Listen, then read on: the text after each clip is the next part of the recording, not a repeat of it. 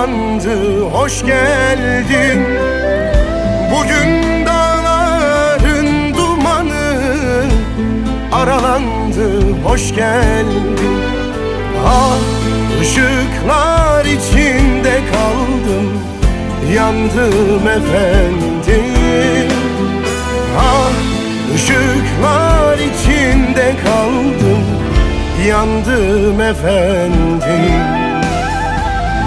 Sen bana yangın ol efendim, ben sana rüzgar. Tutuşsun gün, yansın geceler zamanımızda. Sen bana geç geldin, ben sana erken. Tutuşsun gün, yansın geceler vaktimiz varken.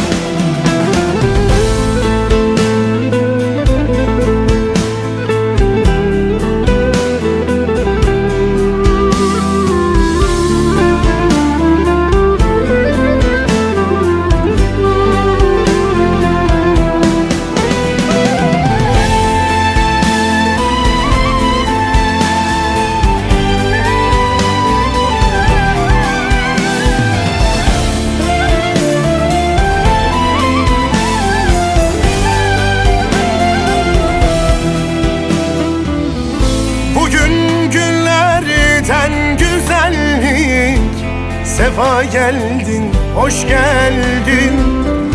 Bugün günlerden güzellik. Sefa geldin, hoş geldin. Ah, bu yağmur yalnızmış, dindim efendim. Ah, bu yağmur yalnızmış, dindim efendim.